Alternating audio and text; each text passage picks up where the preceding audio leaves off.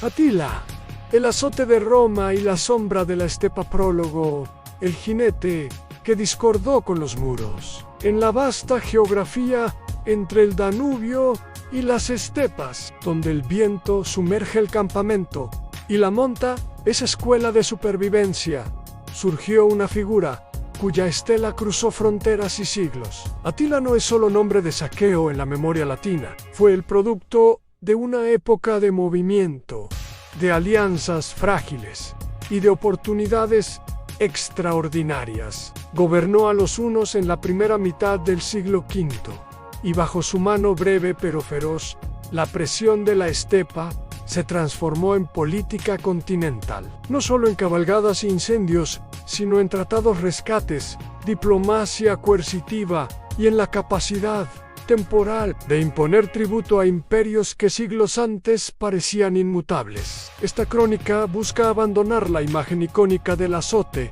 para seguir al hombre en el jinete que conjugó violencia y negociación, que entendió la lógica de los pueblos sometidos y la fragilidad de Roma y que dejó tras de sí un legado mixto de ruina y de transformación geopolítica. Y orígenes en la estepa, un pueblo nómada y entramado de clanes, Atila nació en el seno de las tribus de la estepa, en un mundo donde la política se tejía a lomos de caballo y la lealtad se compraba con prestigio y botín. Los hunos no eran un pueblo homogéneo como solemos concebirlo.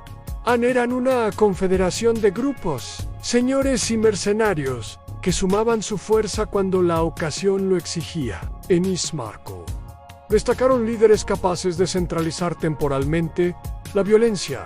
Eran jefes de jefes, no reyes con burocracia fija. Atila surgió en esa matriz Anfue, por lo que dejan entrever las fuentes. Un hábil organizador de lealtades y un jinete que sabía leer la oportunidad política. El mundo de la estepa ofrecía ventajas y límites. La movilidad permitía proyectar poder con rapidez. La carencia de una administración sedentaria convertía la dominación en un proceso de control por redes a alianzas con señores locales, pagos para la cooperación y presión sobre poblaciones sedentarias mediante raid y exigencia de tributos. Para alguien como Atila, entender ese mosaico fue la condición de su éxito. Segundo de la Federación Uno Romo a la ambición de un solo mando.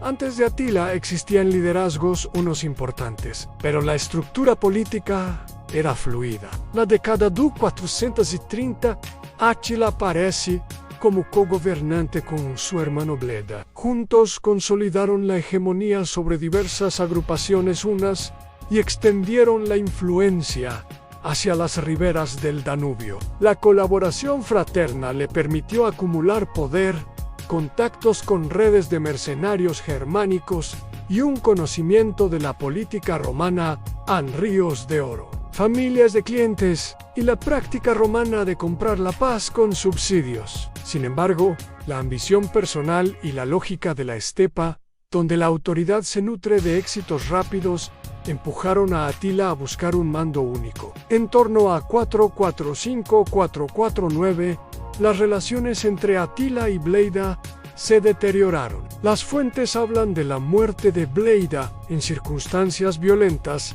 que dejaron a Atila como único dirigente. El acto fue tanto una consolidación interna como la condición para librar su proyecto exterior a un rey único podía negociar y presionar con mayor eficacia. Tercero, delvas y diplomacia a la doble vía de la política uno-romana. El ascenso de Atila se apoyó en dos herramientas paralelas: la violencia como capacidad de imponer costos y la diplomacia como técnica de extracción de recursos. Rompió así el esquema simple del saqueo. Su política con el Imperio Romano de Oriente y más tarde con el de Occidente osciló entre demandas de tributo, amenazas de invasión y el uso hábil de emisarios, pagos y matrimonios políticos. Atila sabía que la amenaza persistente podía producir ingresos regulares si Roma accedía a la lógica de los subsidios. Los emperadores orientales firmaron acuerdos en subsidios anuales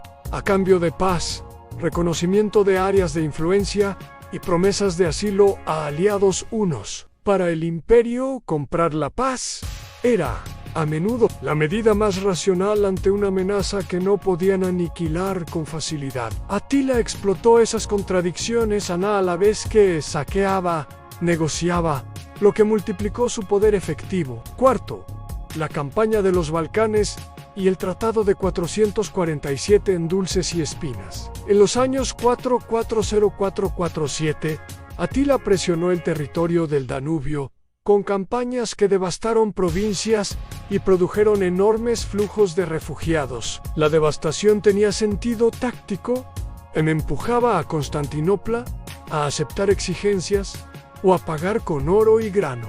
El Imperio Oriental, con sus problemas internos y con dificultades para movilizar tropas en número suficiente, cedió en varias ocasiones. El tratado posterior, que reconocía tributos y concesiones, demostró que la victoria militar no siempre se traduce en administración permanente. Sin embargo, proporcionó a Atila prestigio y recursos para ampliar su influencia hacia el oeste.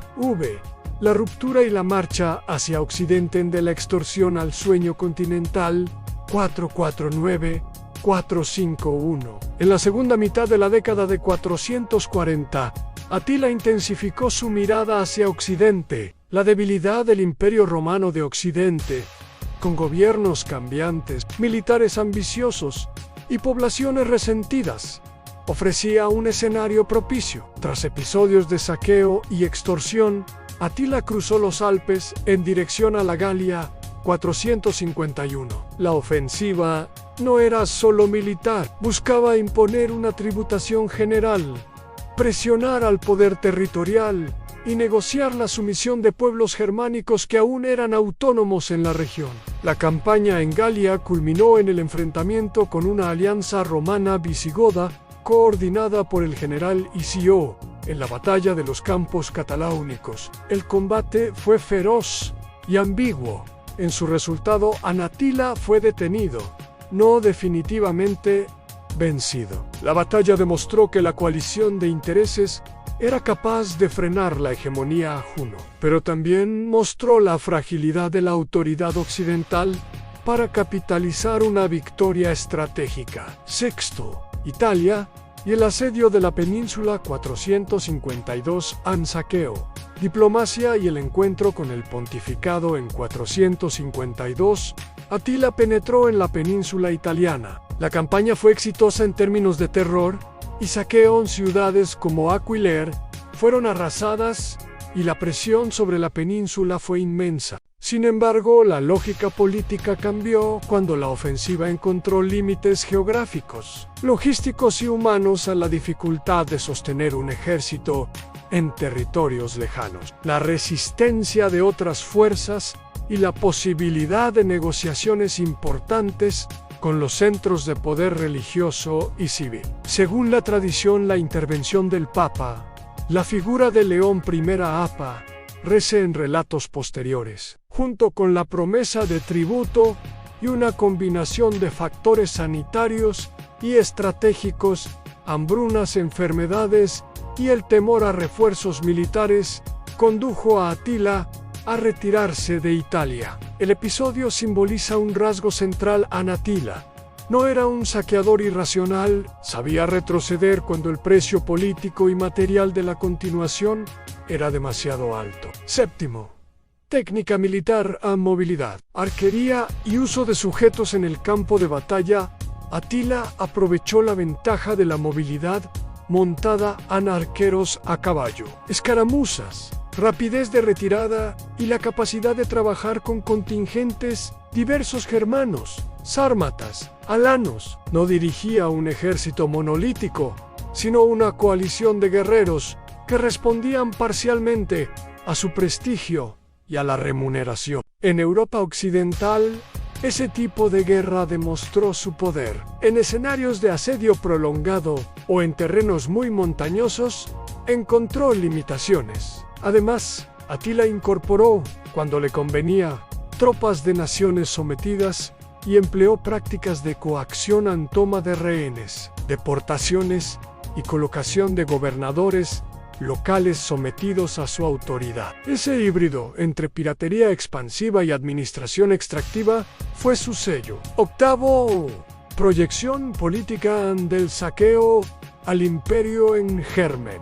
No hubo un aparato administrativo comparable al romano tras Atila. Su control fue en general de carácter tributario y personal. No obstante, durante su apogeo ejerció una forma escalonada de dominio, exigía pagos regulares, intervenía en disputas internas de pueblos sometidos y negoció matrimonios y clientelas. Su potencia no era la de un estado con departamentos y arcas, sino la de un polo de atracción y extorsión que conseguía recursos sin transformar radicalmente la estructura social de los territorios ocupados, más bien la alteraba temporalmente. Noveno, muerte, sucesión y el colapso rápido 453-454. La muerte de Atila en 453, según la versión más difundida por las crónicas latinas por una hemorragia en la noche de bodas, fue dramática y simbólica. El hombre que personificaba el peligro de la estepa falleció en circunstancias íntimas. Tras su muerte, la alianza tribal que él había conseguido se resquebrajó con rapidez. Los reinos sometidos y las unidades aliadas se replegaron. En los años siguientes, una coalición de pueblos sometidos y de facciones magiarizadas combatió en la batalla de Nidau, y el Imperio Huno se fragmentó. La erupción de viejos antagonismos y la ausencia de un heredero con la misma autoridad llevaron al colapso casi instantáneo del poder Huno. Memoria histórica monstruo. Estadista o figura fronteriza, Atila fue, en la narrativa romana, el azote de Dios y en las tradiciones occidentales, el epítome del bárbaro. Sin embargo, esa imagen mitológica oculta otros rasgos en la capacidad de negociar, la técnica de extracción y una lectura estratégica de la geopolítica europea. Fue, a la vez, un producto de la estepa y un actor en la política imperial. Para los pueblos sometidos, representó tanto amenaza como patrón, la figura que provee botín y, cuando conviene, protección. Para Roma fue desafío y negocio, porque la paz comprada salía muchas veces más barata que una campaña de desgaste. Epílogo. Lecciones. Desde la sombra de la estepa, la figura de Atila nos obliga a repensar categorías simples. ¿Fue únicamente destructor? No, fue un actor político que combinó violencia y negociación. ¿Fue estadista en sentido clásico? Tampoco en su régimen no dejó una administración durable. Pero su paso por la historia produjo efectos duraderos.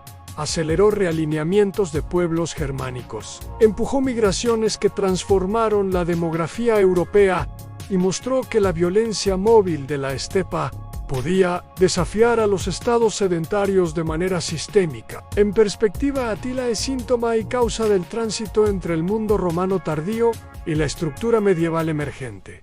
Su éxito temporal expuso la vulnerabilidad imperial. Su muerte precipitada mostró que el poder personal no institucionalizado es frágil. La estepa que él representó continuaría marcando la historia europea por siglos, pero su experimento político quedó como un aviso. En la memoria, una conjunción de temor y respeto, de saqueo y de tratados, que nos recuerda cuán permeable es el límite entre la civilización edificada y las corrientes nómadas que la desafían. Conclusión. Atila en la encrucijada de dos mundos.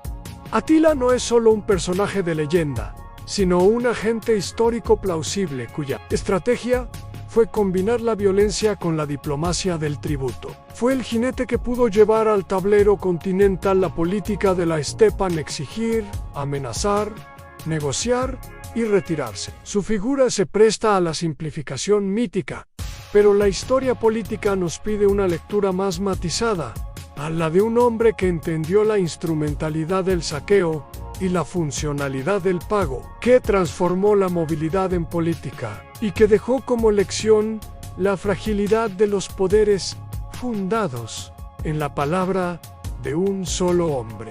En la sombra de esa estepa, Atila sigue siendo, todavía, figura límite, azote y árbitro. Destructor y arquitecto momentáneo de un nuevo mapa. Su legado es fascinante y complejo, dejando una huella imborrable en la historia. Si te ha gustado este análisis, no olvides darle like al video y suscribirte al canal para más contenido interesante. Hasta la próxima.